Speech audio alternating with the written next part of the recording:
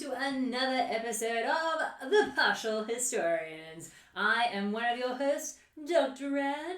And I am Dr. G. We're very excited to be back. Indeed, back in the saddle again. Oh yeah, like a proper Roman equity. Hey.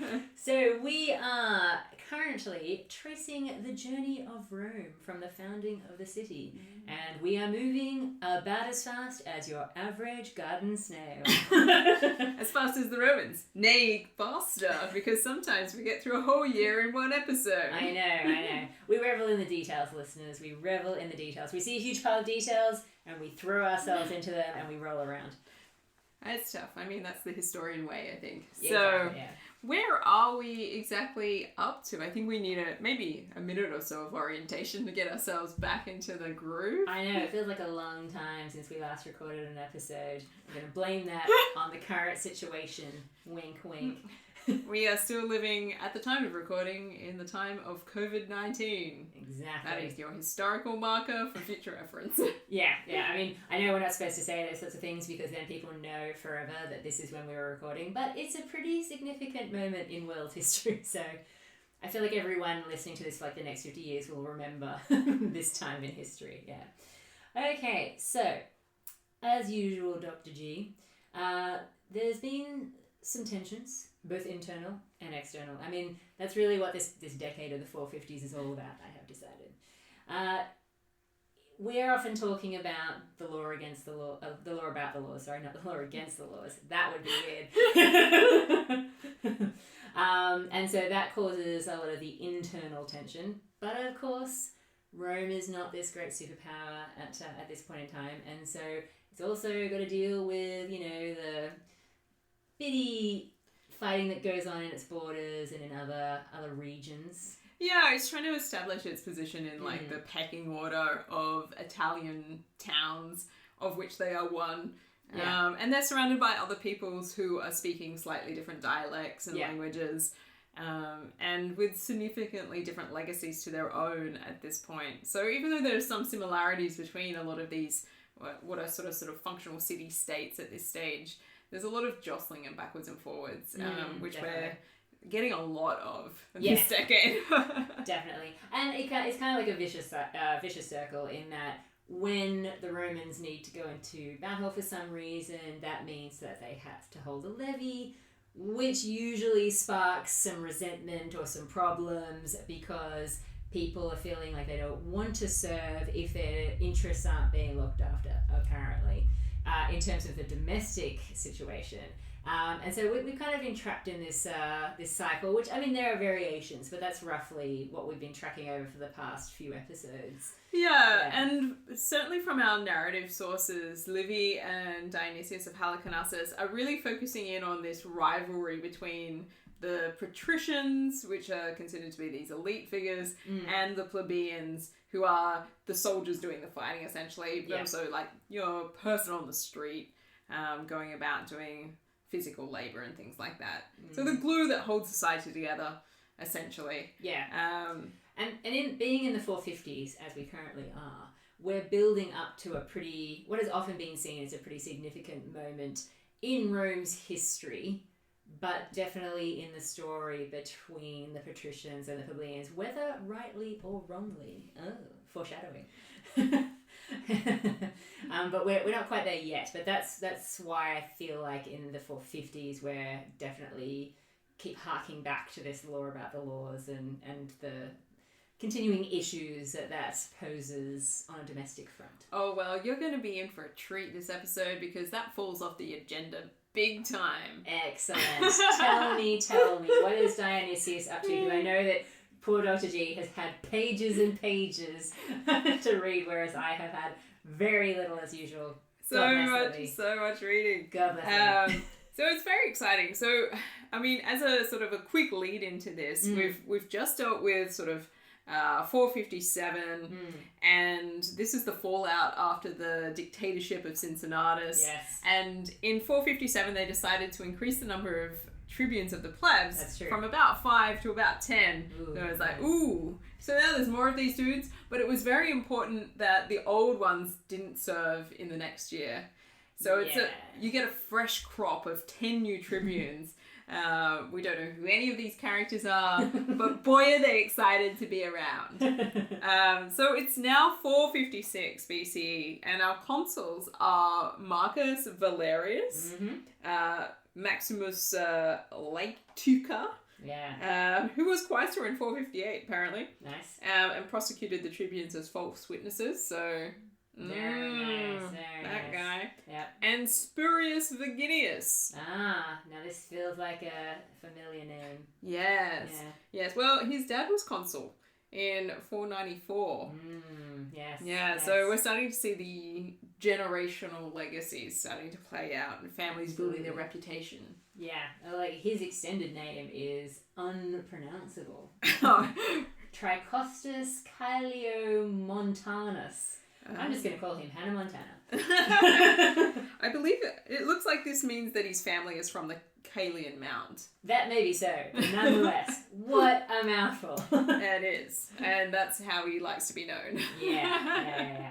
So we've got some new consuls. I've actually got some names for some tribunes. Oh, yeah, let's do it. Okay, I've got one Icilius and one Alienus.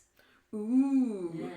Okay. Yeah, look, I have Icilius, and I would say, listeners, that this is a name to remember. Yeah, I agree. Okay. Keep this one in your box of memories. He's going to become important. Definitely. Anywho, I interrupted you. So we've got our consuls. We do have our consuls. Yeah. And it's mostly going to be about civil strife this year. Not external struggle, but internal problems. Well, look, I may as well tell you up front, Dr. G, I've got precious little to tell you today.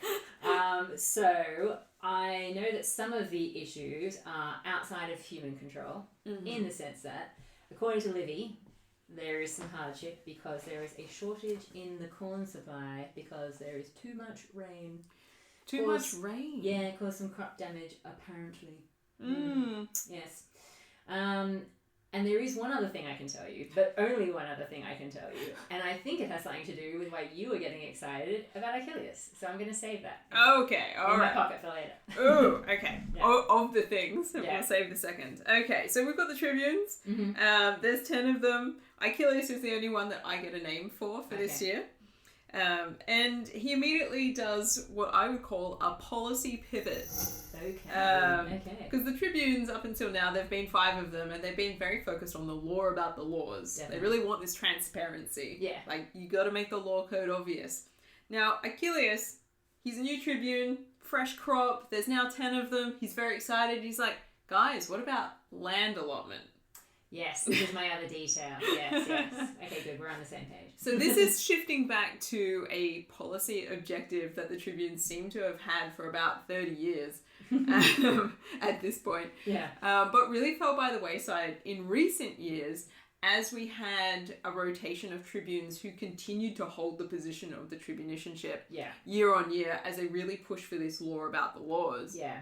Although I do feel like there is a vague connection between them in terms of what lies behind them.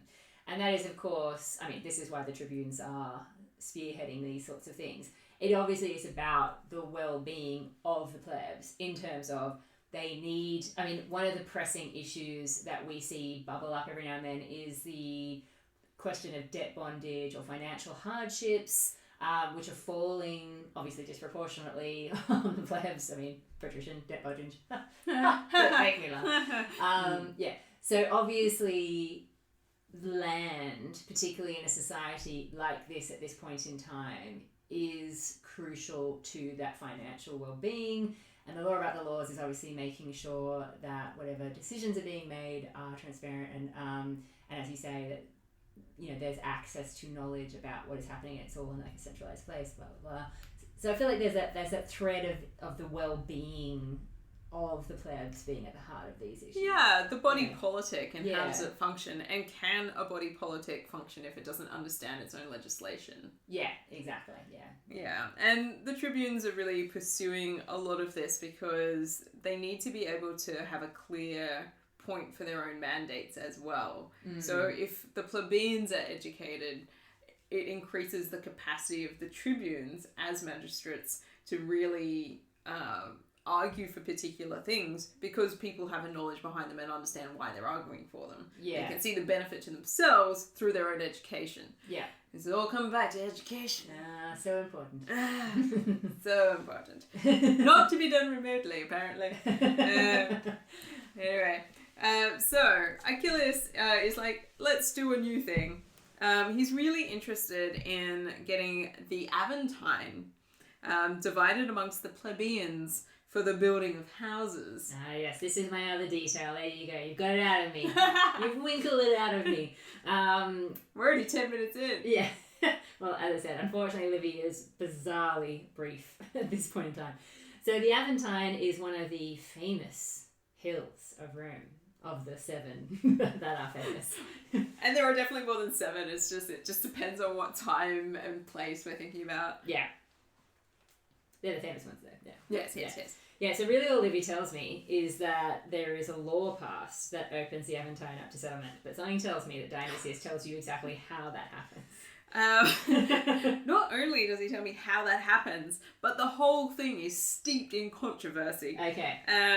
So, first of all, I'll take you through Dionysius, but Please do. I want to preface this by saying that scholars of this period argue deeply about what is going on in this passage of history.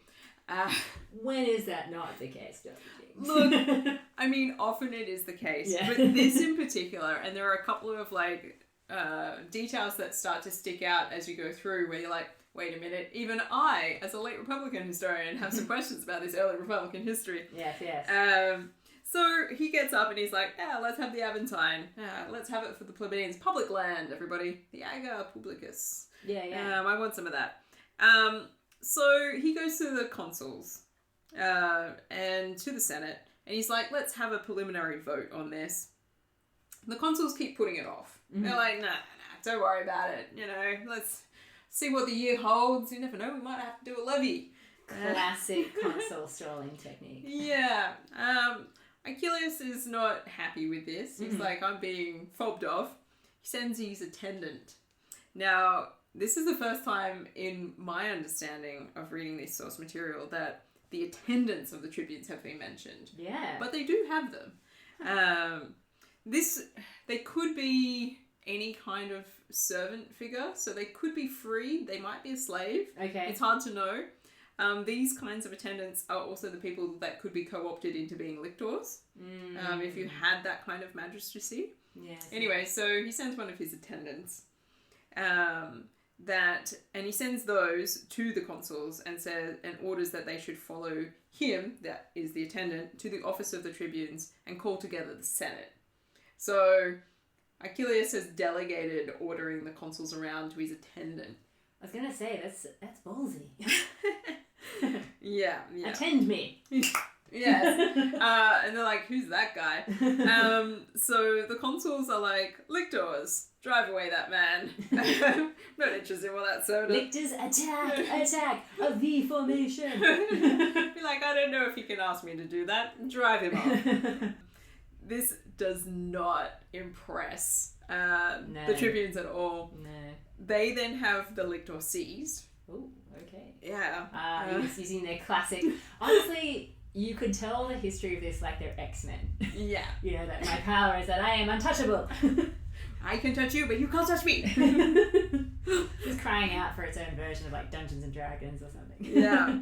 So they have the lictor seized and they lead him away under the proviso that he is going to be thrown from the Tarpeian Rock. Oh wow, okay. Yeah. Escalation, yeah. Yeah, that escalated quickly, listeners. Yeah. This is a pretty serious way of executing someone. Just in case you hadn't gathered that from the whole thrown from a rock thing. This is one of the most serious ways that you can execute somebody. It's pretty public. The rock is pretty obvious. Nobody wants to fall off that. It's a spiky outcrop. Yeah. And it's named after someone who supposedly betrayed Rome. Yes. Yeah. Yeah. It's designed for treason and execution. Yeah. The whole thing is bad. Yeah. It doesn't look good. The consuls are necessarily upset. Yes. They're like, but my lictor. I just picked him up last week. Also, I'm insulted. How dare you? I mean, you sent an attendant. I was already insulted. I responded to that insult, and now you're insulting me again. Yeah. It's a double insult at this point. And it's more of a problem for the consuls because they can't actually use any force to rescue the man because the other tribunes start to get involved, and there's 10 of them now, and you can't touch the body of a tribune. That's part of the deal. Yeah. So if you've got 10 tribunes surrounding one dude, you can't get to that guy. Amazing. But it's almost as if the tribunes are using their power for terrible things because because the lictor himself is presumably not a patrician. Well, yeah. Aren't they generally plebeians at this point in time? They might be a plebeian and potentially a slave, although it's unlikely that you would give the office of a lictor to a slave, but maybe you would. Yeah. So things are looking pretty messy. I feel like they are letting their ego take over. These guys have been in office for like literally 3 days. Well, you know, they're definitely the kind of people that came in going, I need to make my mark. Yeah. I'm a new kind of tribune. Yeah, exactly. And this is really interesting because then Dionysius gives us this information about the tribunes, which really provides a solid contradiction to the kind of rhetoric that was coming through from the patricians from the year before. Okay. So apparently, according to Dionysius, the tribunes had all decided early on when they accepted the new magistracy, these 10, that they would not be split apart in any way. As in they would be unified in their policies? Yes. Right. They would have to come to a majority decision within their own body about how to act. That does make sense. Yeah. And they took special oaths in secret and made special sacrifices in order to reinforce that, which I think must have been in secret because if I think about the way that Dionysius positioned the narrative of the previous year, a lot of the rhetoric coming from the patricians was like, we should just let them have 10 because then there's more to corrupt. Yes, so he's really set this up to be, this was the evil plan, but they've defeated it by their damned unity. Yeah, and it seems really unlikely that the patricians or the Senate would have allowed 10 tribunes to come into force if they were going to publicly make a oath to each other that they would be unified in their outlook. No, you're totally right. That's exactly what they were planning. That's why we were so like, last episode, because it seemed like a nice gesture, but the motives were all wrong. All wrong. So there's something really messed up with this narrative. And we know, and we've said this all along, our narrative sources are kind of open to question at all times for this early period of Rome's history. Totally. And this just seems to be like maybe another factor to keep in mind at this stage because this is getting murky. It's not at all clear why people are doing the things that they are doing. No.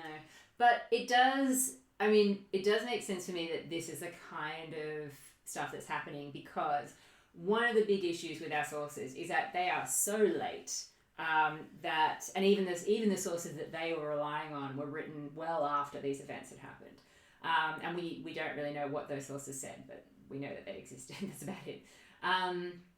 But certainly one of the things that we feel must be influencing the whole narrative, which is a lengthy one, of this conflict of the orders, this struggle between the patricians and the plebeians, are issues that have come out at a much later stage, which have kind of coloured the way that Livy and Dionysius are going to see these events.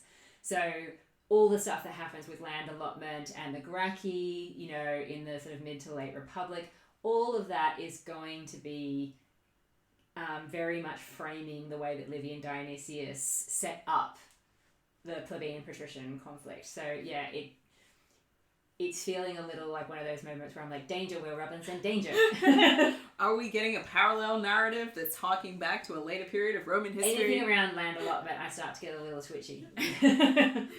And certainly, it's a strong position taken by many scholars that a lot of this early narrative stuff that's written in the late Republic is mirroring other stuff from the mid to late Republic rather than actually giving us a proper account of the early Republican period, which it's supposed to be referring to. Yeah. And this is going to become even more questionable and confusing the further we get into this year. Yeah. So they eventually, the Tribunes decide to release this man, this lictor that they've arrested, Phew. before they chuck him off the rock. Poor little Victor. Yay! Yeah. He lives. They were worried about the odium, the hatred that they might incur for going through with this.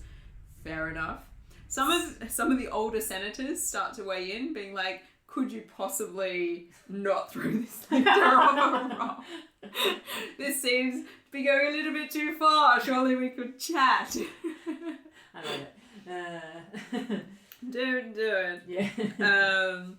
And part of the issue here seems to be the idea that the Tribunes wanted to stay away from the possibility that they would be the first in Roman history to punish a man by death for obeying the orders of a magistrate.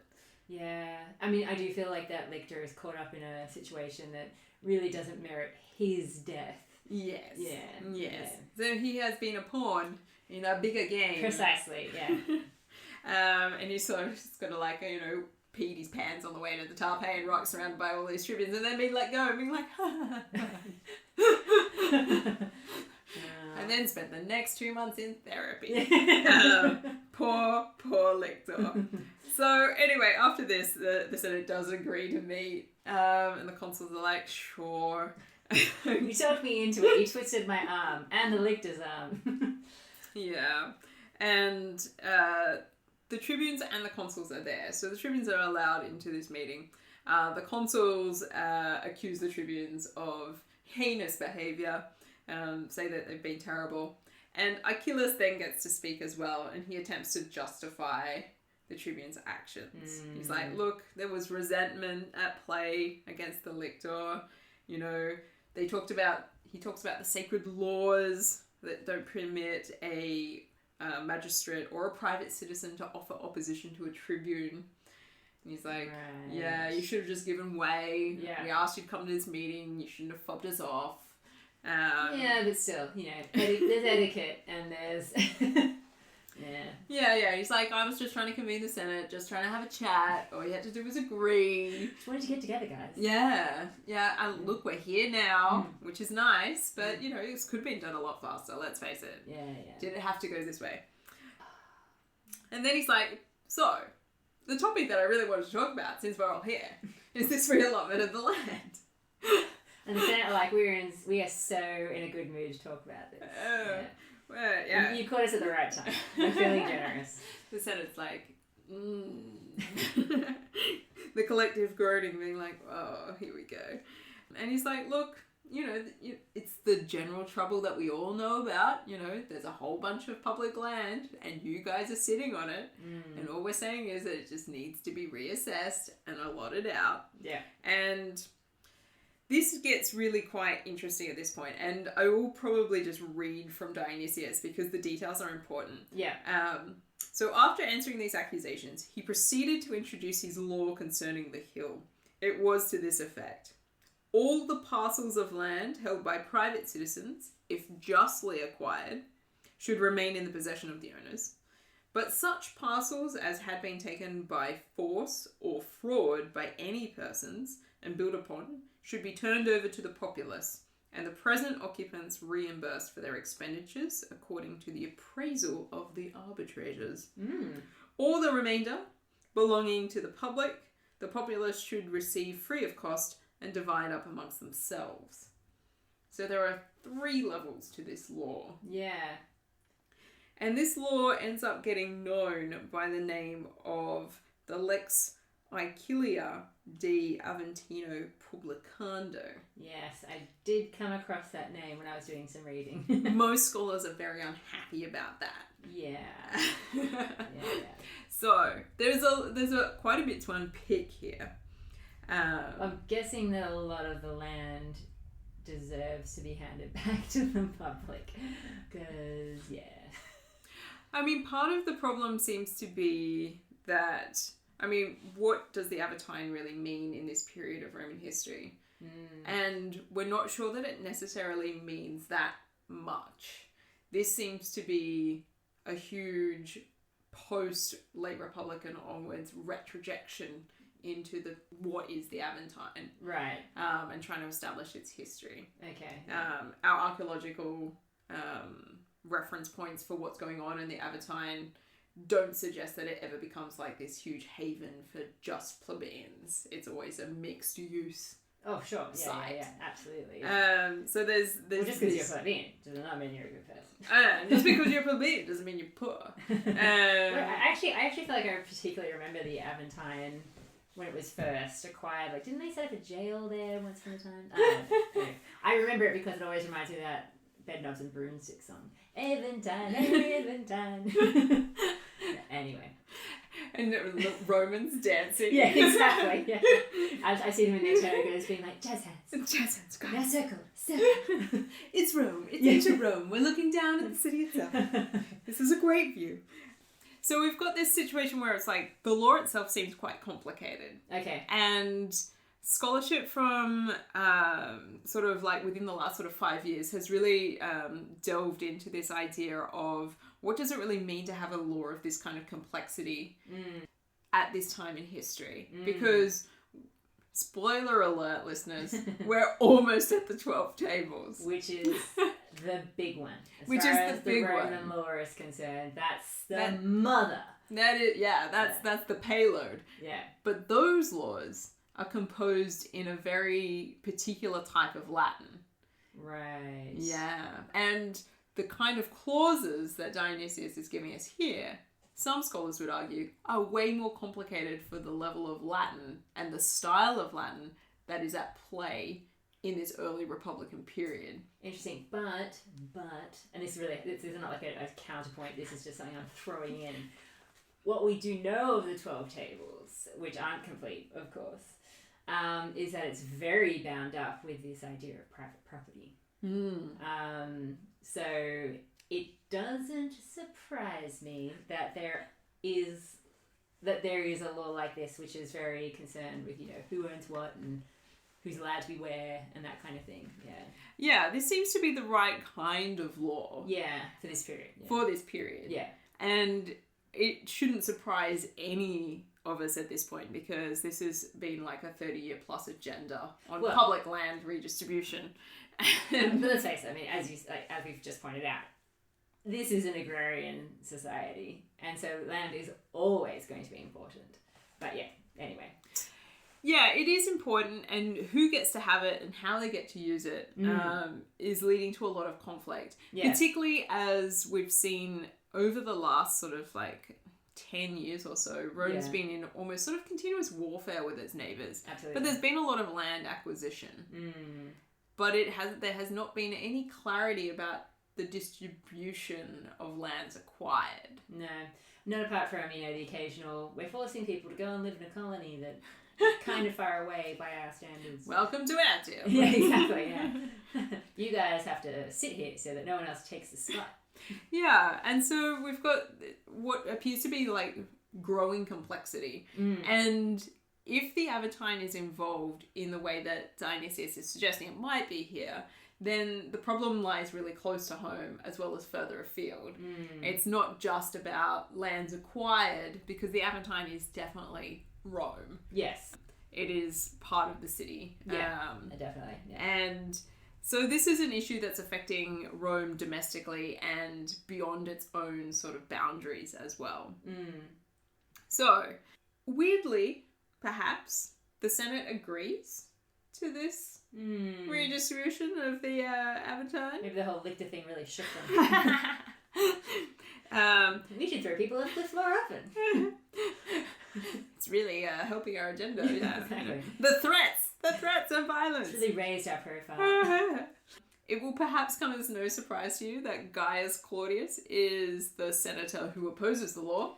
Naturally, Claudians are known for being a-holes as far as the rights of plebeians are concerned. So, and I've labelled that as classic Claudian. Totally. And we end up having then what follows a centuriate assembly. Right. So a comitia centuriata. Yeah. These when they're in their tribes, right?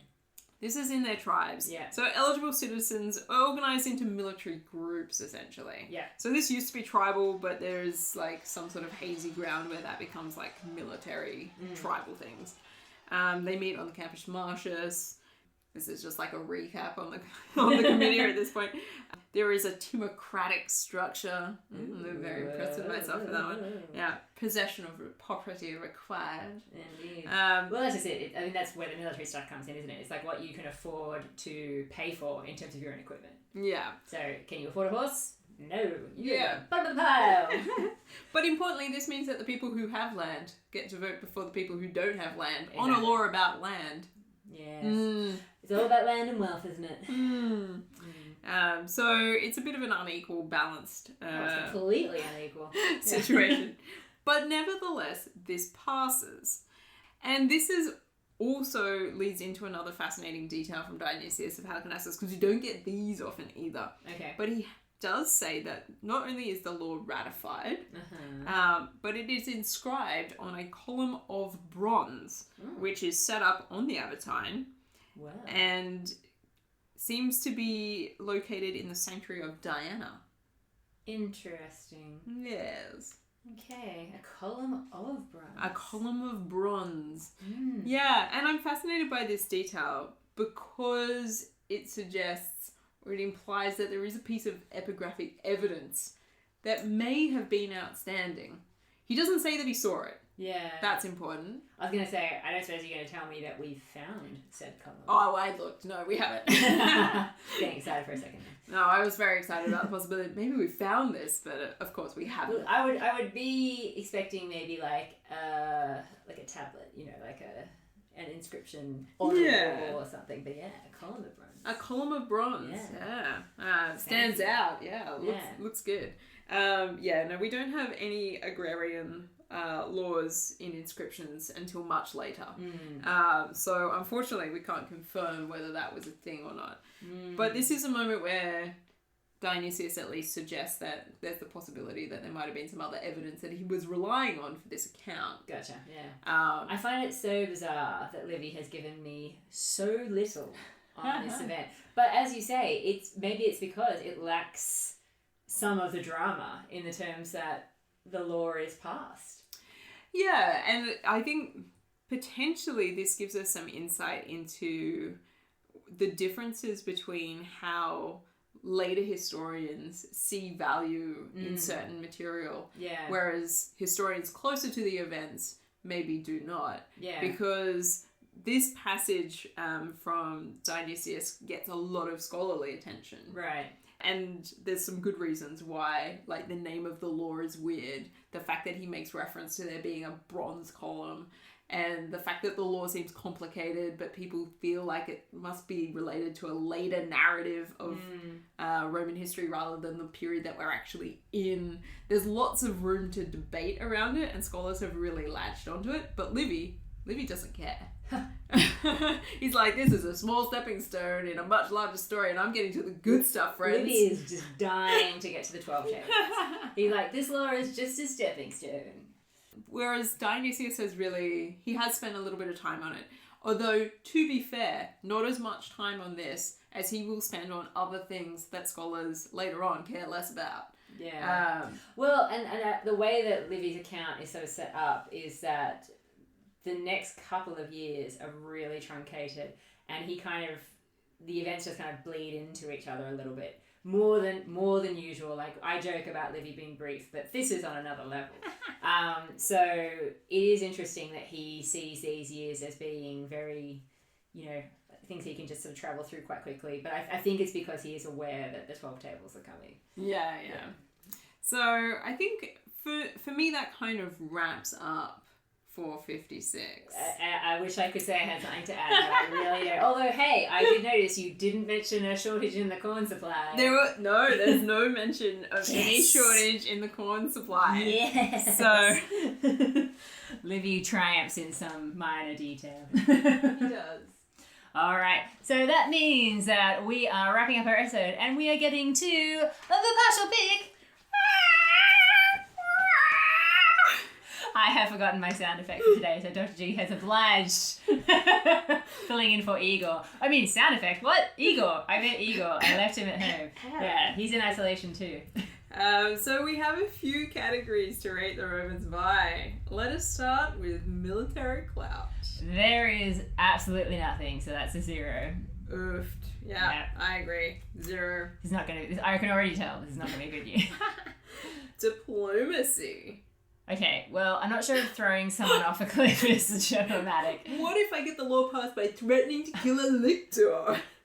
But after that, there is obviously, I mean, relatively smooth negotiation, I guess. Yeah, as long as we forget the Claudian opposition, everything goes well after that, yeah. Yeah, you know, I mean, diplomacy doesn't mean that everybody has to agree. Just means that things get sorted. Look, I'd give them maybe like a, I don't know, 2 or 3. Wow, yeah, I was going to say, I was thinking 3, but then you're like, it's just about getting stuff done, and I'm like, oh, that could be a 4. No, I mean as in the Claudian thing, but yeah, I think a 3. Let's say 3. All right. And I'd give it a 3 as well. All right. Are you adding this up? I hope so. I am adding this excellent. up, yeah. All right. I'm pretty sure that I only need my hands, so got my fingers ready. So far, finger guns. Yeah. All right, expansion.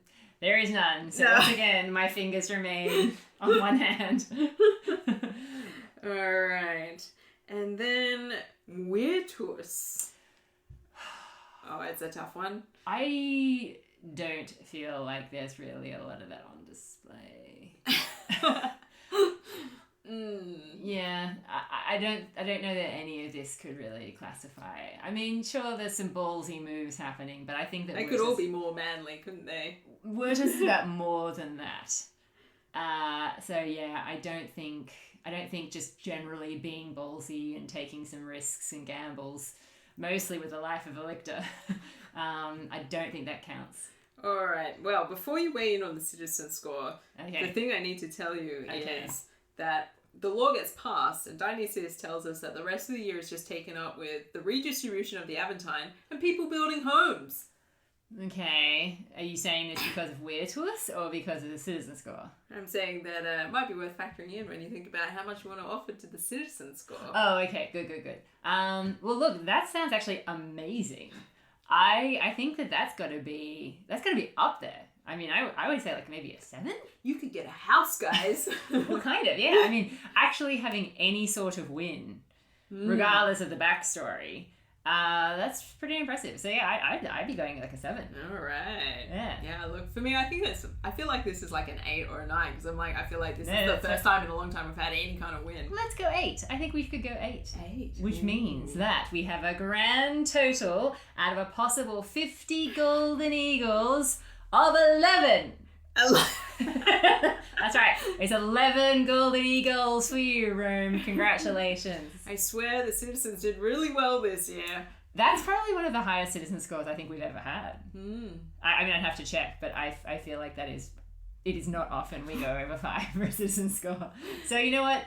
11 may not be a great total, but considering that the bulk of that is made up with the citizens being happy and not warfare, that's impressive. It's a win. That's a big win. All right, well, thank you for filling me in on all that stuff, Dr. G, and reading all those pages, whereas I got to kick back and read 2 sentences. It's been a real pleasure.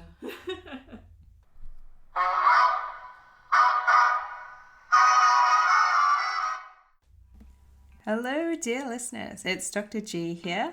Thank you for tuning in to another exciting episode of The Partial Historians. We are hoping that you're staying safe and well wherever you are in the world. We'd like to send our special thanks to our patrons. Thank you so much, Adri, Alejandro, Dana, Joe, Justine, Mark, Paul, Roman, Savannah, Sharon, Sean, Tamara, Theodore, and Zara. Your support makes this all worthwhile, and we really appreciate that everybody is going through tough times. So choosing to share your support with us, it really, we have no words for it. Thank you.